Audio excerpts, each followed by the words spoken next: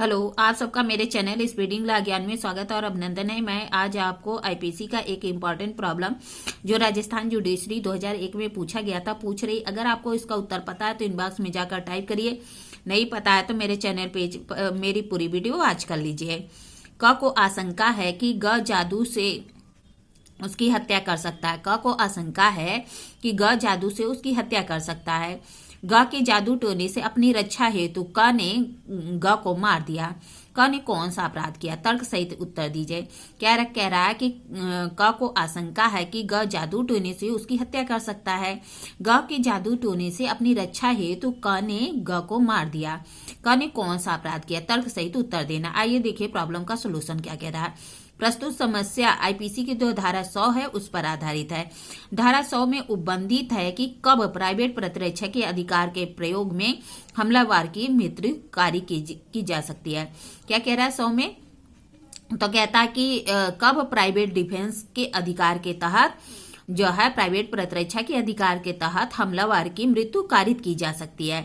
धारा 100 में के अनुसार शरीर की प्राइवेट प्रतिरक्षा के अधिकार का विस्तार हमलावर की स्वेच्छा मृत्यु कारित करने तक है यदि वह अपराध निम्न प्रकार में से किसी प्रकार के अंतर्गत आता है। क्या कह रहा है? शरीर की प्राइवेट प्रतिरक्षा के अधिकार का विस्तार हमलावर की स्वेच्छा मृत्यु कारित करने तक है यदि वह निम्न प्रकृति का होता है। कौन कौन सी? तो कहता है ऐसा हमला जिसमें मृत्यु की आशंका हो। कह रहा हमले की प्रकृति क्या हो? जिसमें मृत्यु की आशंका हो। ऐसा हमला जिसमें घोर उपद्रव की आशंका हो। फिर तीसरा कहता है कि बलात्संग के आशय से हमला। फिर चौथा कहता है कि प्रकृति विरुद्ध काम तृष्णा की तृप्ति के आशय से हमला। फिर चौथा कहता है कि व्यापारण या अपहरण के आशय से हमला। फिर छठवां कहता है कि यदि किसी व्यक्ति का सदोष परिरोध किया गया हो जिससे यह आशंका हो कि छुड़ाने के लिए लोक प्राधिकारी की सहायता प्राप्त न हो कर सके। क्या कह रहा? पहला कि ऐसा हमला जिसमें किसी व्यक्ति की मृत्यु की आशंका हो। फिर कहता है कि ऐसा हमला जिसमें घोर उपहत की आशंका हो, दूसरा। फिर तीसरा कहता है कि बलात्संग या रेप करने के आशय से हमला। फिर चौथा कहता है कि प्रकृति विरुद्ध काम तृष्णा की तृप्ति करने के आशय से हमला। फिर पांचवा कहता है व्यापारण या अपहरण के आशय से कोई किया गया हमला। फिर कहता है कि किसी व्यक्ति के सदोष परिरोध किया जाए जिससे कि वह आशंका हो कि उसे छुड़ाने के लिए लोक प्राधिकारी की सहायता प्राप्त न की जा सके। प्रस्तुत मामले में क को आशंका है कि ग जादू टोने से उसकी हत्या कर देगा। ग की जादू टोने से अपनी रक्षा हेतु उसने ग को मार दिया।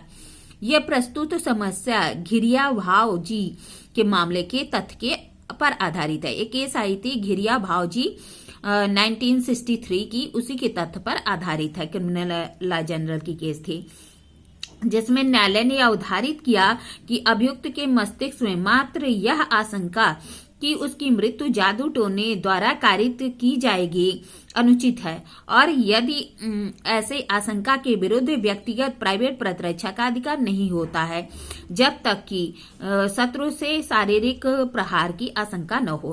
क्या कह रहा है कि इस मामले में क्या कहा गया था कि अभियुक्त के मस्तिष्क में मात्र यह आशंका कि उसकी मृत्यु जादू टोने से कारित की जाएगी अनुचित है।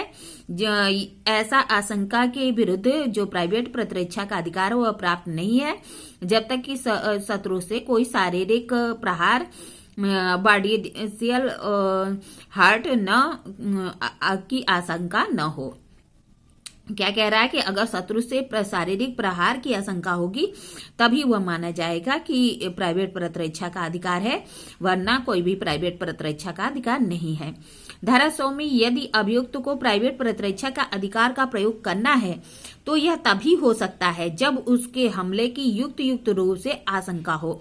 यदि जादू टोने से मृत्यु की आशंका मात्र एक कल्पना है जिसके आधार पर धारा 100 का लाभ नहीं मिलेगा। क्या कह रहा है? जो जादू टोने से मृत्यु की आशंका एक कल्पना होती है, इसके आधार पर कोई भी प्राइवेट प्रतिरक्षा का अधिकार का राइट प्राप्त नहीं होगा।